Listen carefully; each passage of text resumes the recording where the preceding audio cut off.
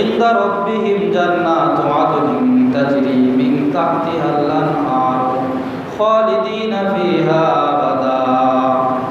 বলে যে চিরস্থায়ী অনন্তকাল থাকবে এমন একটা জান্নাত তাকে দেওয়া হবে, সে জান্নাত পাইবে, প্রতিদান জান্নাত পাইবে, অনন্তকাল থাকবে সেখানে। খালিদিনা ফিহা আবাদা, অনন্তকাল। আর কি?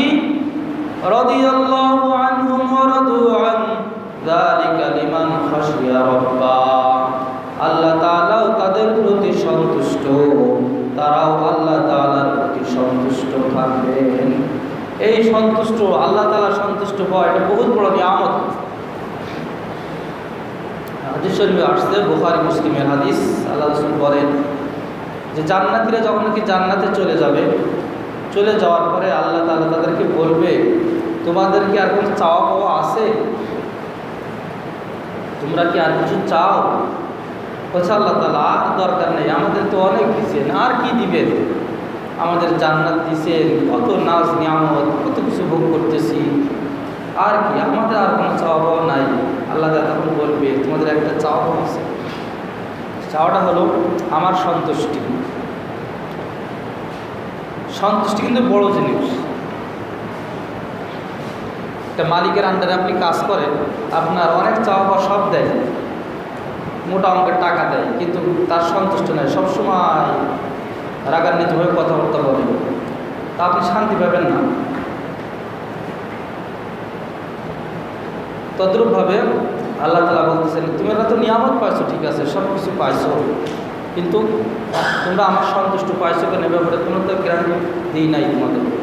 আজকের থেকে বলতেছি, আসবো তোমাদের প্রতি আমি সন্তুষ্ট রইলাম, আর কখনো তোমাদের প্রতি অসন্তুষ্ট থাকবো না। বুখারীর হাদিস। এই জন্য আল্লাহ তাআলার সন্তুষ্টি বহুত বড় নিয়ামত। আল্লাহ তাআলা এটা শুধু ঈমানদারদেরকেই দিবেন, অন্য কাউকে দিবেন না আল্লাহ তাআলার সন্তুষ্টি। তাই ঈমান বহুত বড় দৌলত, বহুত বড় নিয়ামত। গত সপ্তাহে বলতেছিলাম, ঈমানের ভিতরে 1 নম্বর 2 নম্বর আছে। 1 নম্বর, ঈমানদারের 5টি লক্ষণ আছে। কয়টি লক্ষণ? 5টি লক্ষণ। 1 নম্বর, আমি গত সপ্তাহে কিছু বলছিলাম, আজকে ইনশাআল্লাহ সেখান থেকে শুরু করি। নম্বরগুলো বলে দিই আগে। ইযা যুকিরাল্লাহু ওয়াজিলাত কুলুবুহুম ওয়া ইযা তুলিয়াত আলাইহিম আয়াতুহু যাদাতুহুম ঈমানা। 1 নম্বর, আল্লাহ তাআলা যখন নাকি আলোচনা করা হয়, তার অন্তরটা কম্পিত হয়ে থাকে, নরম হয়ে যায়, কম্পিত হয়। তা আমার রবের, আমার মালিকের আলোচনা করতেছে, আল্লাহু আকবার, আমার মালিকের আলোচনা করতেছে, আমি গুরুত্ব সহকারে শুনি, আমার মালিকের আলোচনা হচ্ছে। 1 নম্বর। 2 নম্বর,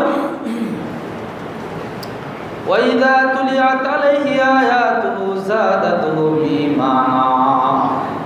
যখন নাকি আল্লাহ তাআলার আয়াত তেলাওয়াত করা হয়, আল্লাহ তাআলার আয়াত পড়ে পড়ে শোনানো হয়, তখন তাদের ঈমান বৃদ্ধি পায়, ঈমান বৃদ্ধি পায়।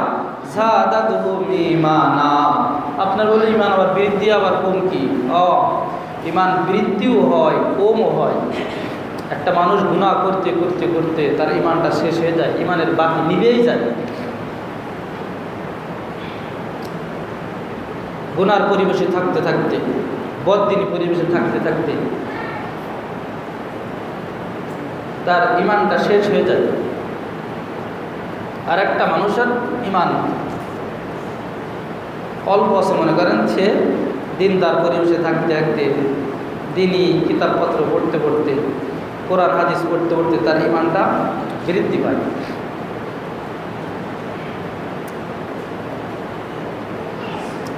শুকনা জমিনে যখন নাকি ঘাস কিছু জন্মায়, মরা মরা ভাব,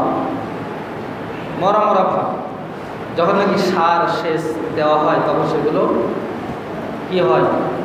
ফুটে ওঠে, তাজা হয়, তাড়াতাড়ি বড় হয়ে যায়। এমন না? ঈমানও এমন। আপনি এই চাষ করবেন, এখানে পানি দিবেন মানে কোরআন তেলাওয়াত করবেন, জিকির আজকার করবেন, কোরআন হাদিসের কথাবার্তা শুনবেন। এই সমস্ত কথাবার্তা শুনলে, কোরআন হাদিসের কথাবার্তা শুনলে ঈমান বৃদ্ধি পায়।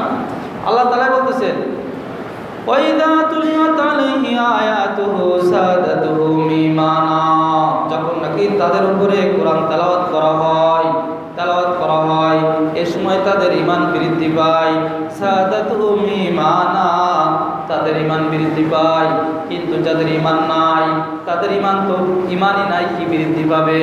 তখন তারা বলে দেখি এগুলো তো পুরান কথা, এগুলো তো নতুন কোনো কথা না, আগেকার জামানার কথা, এগুলো কিরা শোনে, কিরা আমল করবে, দরকার নাই। যাদের ভিতরে ঈমান নাই এমন কথা কবে। ওয়াইদা তুতলা আলাইহি আয়াতুনা ক্বালা আসাতিরুল আউয়ালিন, যখন নাকি তাদের উপরে তেলাওয়াত করা হয় তখন তারা বলে ক্বালা আসাতিরুল আউয়ালিন, এটা তো আগেকার জামানার কথা, আগেকার কথা। কাল্লা বাল রানা আলা কুলুবিহিম মা কানু ইয়াকসিবুন, আল্লাহ তাআলা বলে তারা কি জন্য কয় জানো? তারা কয় তাদের অন্তরে মোহর মেরে দেওয়া হয়েছে, ঈমানের বাতি নাই, ঈমান নিভে গেছে, ঈমানের বাতি নিভে গেছে, এজন্যই তারা এটা বলে। ওয়াইদা তুলিয়াত আলাইহি আয়াতুহু যাদাতুহুম ঈমানা, কিন্তু যাদের ঈমান আছে, ঈমানের বাতি আছে, এই ঈমানি কথা শুনলে, কোরআন হাদিসের কথাবার্তা শুনলে তাদের ঈমান বৃদ্ধি পায়, ঈমান বৃদ্ধি পায়। দেখবেন কিছু মানুষ আছে এক সপ্তাহ কথাবার্তা শুনবে জুমার দিন, মাশাআল্লাহ কিছু মানুষ আছে আগে আসে, কিছু শোনার জন্যই আসে, তাদের এক সপ্তাহ চার্জ চলে, এক সপ্তাহ আবার ব্যায়াম হয়ে যায়, আবার শোনে, আবার এভাবে থাকতেই থাকে, ঈমানটা তাজা থাকে। কিন্তু এমন কিছু মানুষ আছে ওই শেষে দিয়ে আসবে, খুতবার সময় আসে, এরা কথাবার্তা আওয়াজ নসিহত শোনার সুযোগও পায় না, আবার আসবে শেষের দিকে, শেষে আস্তে আস্তে না শুনতে কোরআন হাদিসের কথাবার্তা না শুনতে তাদের ঈমানটাকে ড্যাম হয়ে যায়।